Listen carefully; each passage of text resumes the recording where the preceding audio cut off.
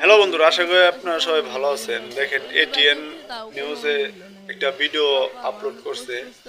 সেই ভিডিওটা দেখেন, স্বামী আর শ্বশুর মিলে তার নিজের ছোট বোনকে ধর্ষণ করলো কি করে। ভিডিওটি সম্পূর্ণ দেখেন, তাহলে বুঝতে পারবেন। আমার তো মান সম্মান গেছে, তার সাথে আমার বোনের জীবনটাও শেষ। ও যদি বেঁচে হতো তাও কোনো ওর মূল্য নাই এখন। আপা আমার অনেক কষ্ট হচ্ছে আর অনেক কুদতেছে। ওরে তো একবারে মারিয়েই ফেলতে চাইছিল, মানে কেউ টের পাইছে জন্য ছাড়িয়ে দিচ্ছে। কইছে যে তুই যদি কিছু কোষ তাহলে তোর বোনটা একবারে মারিয়ে ফেলবেন, কেউ টের পাবেন না। কেউ কি চায় তার বোনটা হারাতি? এর আগেও আমার শ্বশুর এরম করছে। আপনি থাকা অবস্থায় আপনার বোনের সাথে এরকম একটা অপকর্ম হয়েছে, আপনি কি দেখেছিলেন আসলে?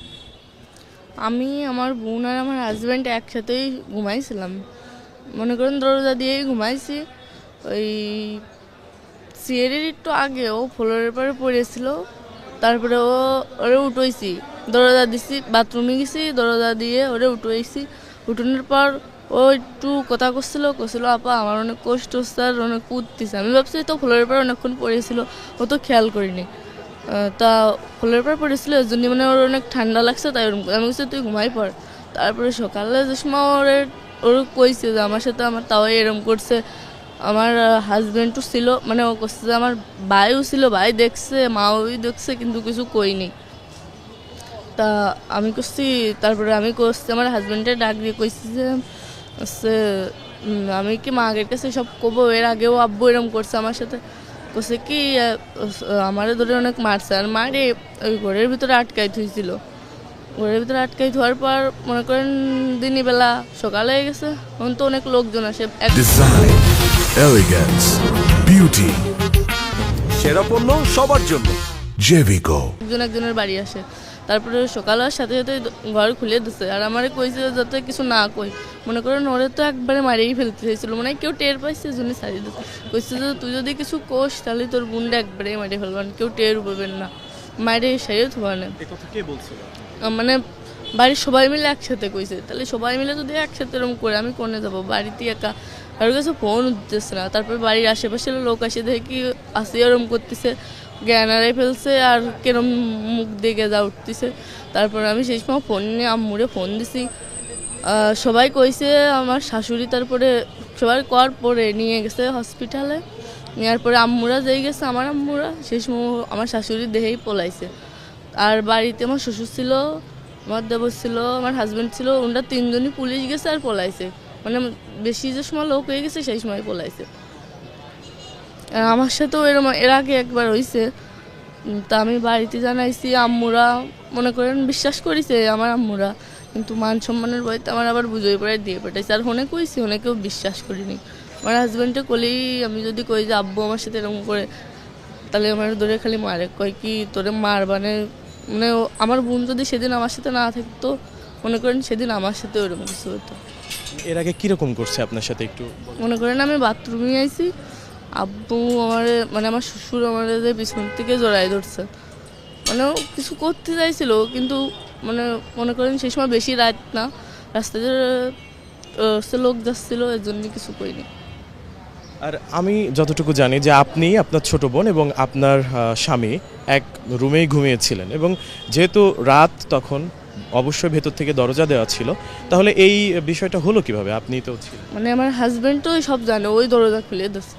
মনে করেন যে ওরে একবারে মারিয়েই ফেলতো, মানে কেউ টের পাইছে মারিয়ে, মানে এমন জায়গায় সেরে থুতো যে কেউ জানতো না। মানে যখন দরজা খুলছে আপনি কি জানেন মানে কয়টার দিকে হইতে পারে? ওই আড়াইটের দিক, মানে সিঁড়ির পরেই আমি ওরে পাইছি, সিঁড়ি খাওয়ার পর। হ্যাঁ জি, আমরা রাতে খাওয়ার পর তিনজন একসাথে দরজা দিয়ে ঘুমাই পড়ছিলাম। তারপর মাঝরাত্রি ওরে পাইছি, মানে সিঁড়ি খাওয়ার পর আমি বাথরুমে উঠছি, যেই দরজা খোলা। তারপরে ও করছিল যে আপা আমার অনেক কষ্ট হচ্ছে। আমি ভাবছি ফ্লোরের পর পড়ে রয়েছে, এর জন্য ওর ওরম লাগতেছে। বলছি তুই ঘুমাই পড়। সকালেও করছে আমার সাথে, তাও এরম করছে। ভাই দরজা খুলে দিচ্ছে, কিন্তু ভাই ওসে কিছু কই নেই, মানে কথা কথি পারতেছে না, অনেক কষ্ট হচ্ছে। আমি বুঝতেছি, আমি যে মা আগের কাছে ফোন দেবো, ফোন টোন কেউ কিছু দিতে দিই নেই। আর আমার ঘরের ভিতরে আটকে অনেক মারছিল। সবাই মিলে করছে যে তুই যদি কারোর কাছে কোষ কিংবা তোর বাপ মার কাছে ফোন দিস, তাহলে করলাম তোর বোনরে যেটুকু আছে তোর বোনরে মারিয়ে ফেলবা। মনে করেন কেউ কি চায় তার বোনরে হারাতি? হাজার কষ্টের ভিতরেও কেউ চায় না যে তার নিজের বোনটা হারাতে। সে তোমার নিজের বোন, তাহলে ওর সাথে বেশি কষ্ট মনে করেন যে আমার বাড়িতে আমি জানিও কিছু করতে পারিনি। কি চান আসলে? আপনার স্বামী এবং আপনার শ্বশুরকে তো পুলিশ আটক করেছে, কি চান আসলে আপনি? কি চান? মনে করেন এর আগেও আমার শ্বশুর এরম করছে, মানে গ্রামের অনেক মেয়ের সাথে এরম করছে, গ্রামের লোকজন সব কইছে। আর আমার হাজব্যান্ড আর আমার দেবর এর আগেও দুটো বিয়ে করছিল, মানে দুটোর মেয়ের নিয়ে পালায় আসছিল, দুটো বই চলে গেছে। কিন্তু দুটো একসাথে যাওয়ার কারণ কি? এরম কিছু খারাপ নালি তো আর একজন যায় না। এখন কি চান আসলে? মনে করেন যে উনি যে আচরণ করছে, মানে ও তো একদমই ছোট, ওর এখন বাঁচার কোনো সম্ভাবনা নাই। ডাক্তার বলছে ও বাঁচতেও পারে, মরেও যেতে পারে, মানে বাঁচার কোনো সম্ভাবনা নেই। তাকে তো ফাঁসি হওয়া উচিত। ফাঁসি হলেই যাতে পরবর্তীতে কেউ যেন এরকম না করতে পারে, করতে গেলেও তাকে যেন একটু ভয় করে। আপনি আপনার স্বামী এবং আপনার শ্বশুর দুজনকেই মানে একদম সর্বোচ্চ শাস্তি চাচ্ছেন? আর আমার শাশুড়িও তো সব কিছু জানে, কিন্তু জানেও সে তো মানে মহিলা মানুষ, সে তো বুঝতেই পারতো কষ্টটা, কিন্তু সেও তাদের সাথেই এই করছে, সহযোগিতা করছে তাকে। মনে করুন ওরা তো মারিয়ে ফেলতো, কেউ জানতেও পারতো না যে কেরম কে, তো মানে কেউ টের পাইছে। বাড়িতে একটা মুরব্বী ছিল, আর মনে করেন সেই সময় তো সিয়ারির সময়, সিয়ারির একটু আগ দিয়ে মনে করেন বাড়ির একটু একটা মাঠ, মানে একটা বই পার হয়ে একটা বাড়ি আছে, মানে লোকজন ছিল, কেউ টের পাইছে। আর ওরা তো ঘরের ভিতরতে তুলে নিয়ে যে বাইরে ওই কাজ করছে।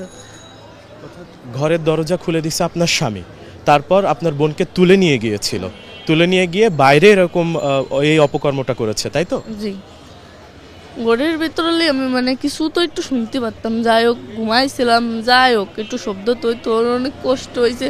আর গলায় যে অবস্থা হয়েছে, ওর বাঁচার কোনো সম্ভাবনা নেই।